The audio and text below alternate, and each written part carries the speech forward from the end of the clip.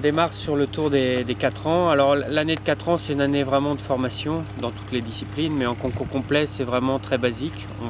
Donc on va voir, on a 12 obstacles avec 2 combinaisons et des profils d'obstacles très simples, des choses vraiment très basiques. Alors ça va être un trou, ça va être un passage dans l'eau, un obstacle un peu panoramique, voilà.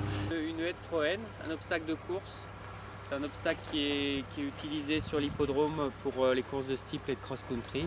Donc là on a le numéro 3, c'est un obstacle qui est un peu plus directionnel.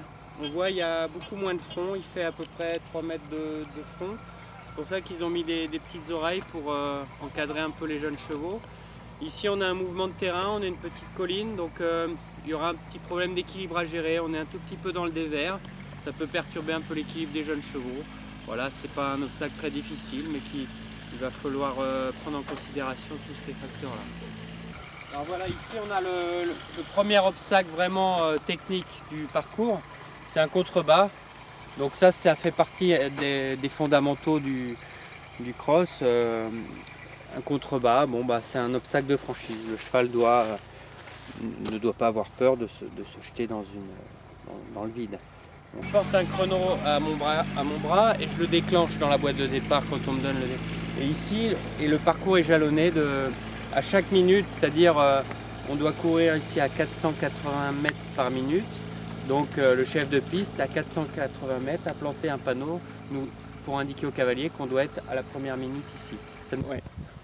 Là c'est un passage obligatoire, c'est pas un obstacle. Ils vont remplir ici le gué. Là il n'y a pas d'eau, mais il y en aura pour mercredi. Donc là on a un passage pour les jeunes chevaux, leur apprendre à galoper dans l'eau.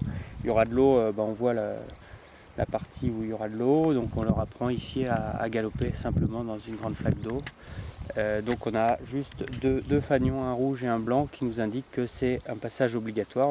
On est obligé de passer dans l'eau, mais le cheval qui va s'arrêter devant ne va pas être pénalisé. Alors là on a une première combinaison, comme on peut voir c'est vraiment très encadré. La combinaison elle est un peu directionnelle, c'est-à-dire que le front de l'obstacle B est moins important que le 5A, mais par contre c'est vrai que les chefs de piste ont mis des oreilles pour vraiment faire un entonnoir pour guider les jeunes chevaux et puis leur apprendre à aller bien droit dans les fanions. Donc ça c'est vraiment éducatif, il n'y a pas de grosses difficultés techniques. Encore une fois on est là vraiment pour la formation du jeune.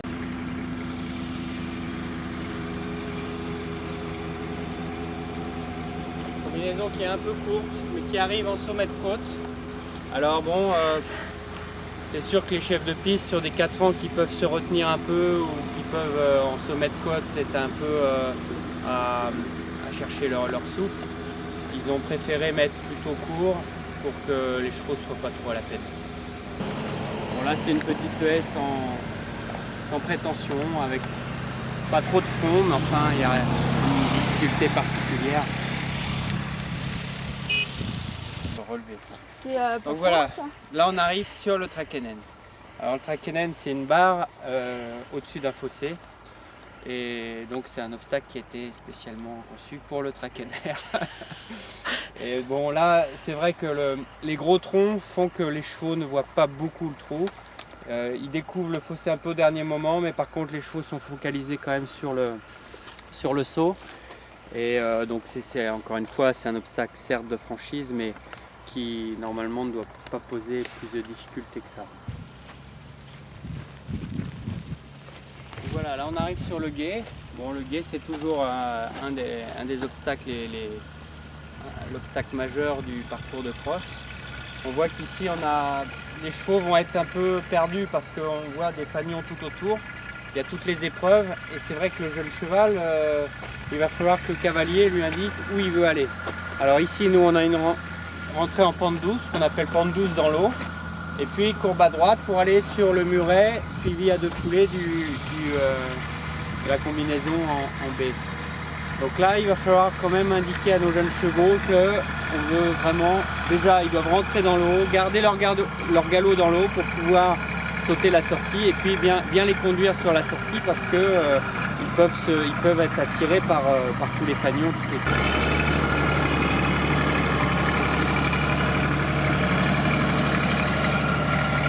dans la sortie de Seguet, on arrive, là on est à 2/3 du parcours. Je pense qu'ils veulent à nouveau tester l'amplitude des chevaux. C'est vrai que le cheval de complet doit être un cheval à grande amplitude. Donc là on a une combinaison qui est très longue pour sortir. Tous les chevaux ne vont pas faire 2 foulées, les bons chevaux font 2 foulées.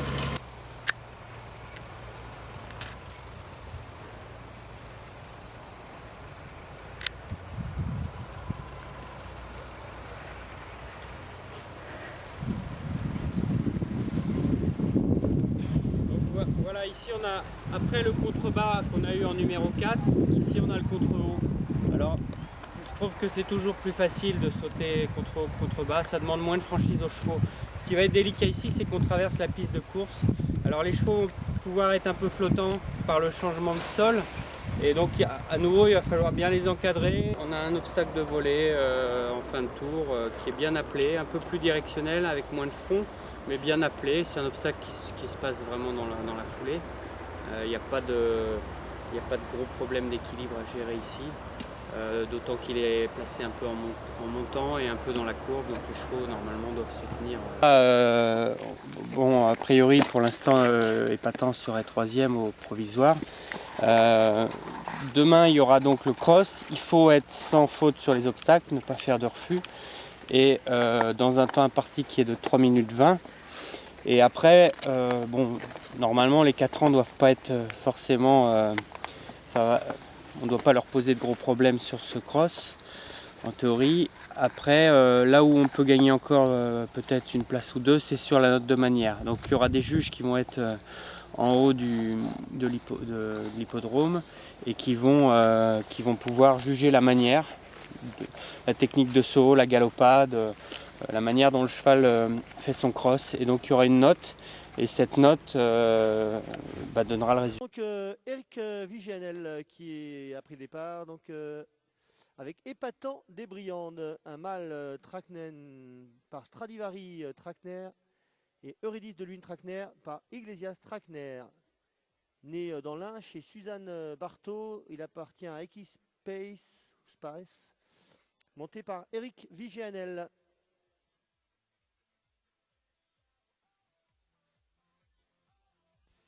And it's Eric Vigianel who's now coming up towards the mandatory water crossing.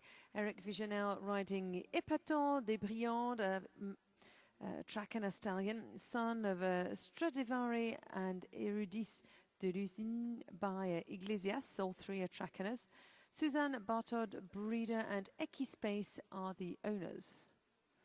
And coming up now to number 5A and 5B, the combination mound and brush fences.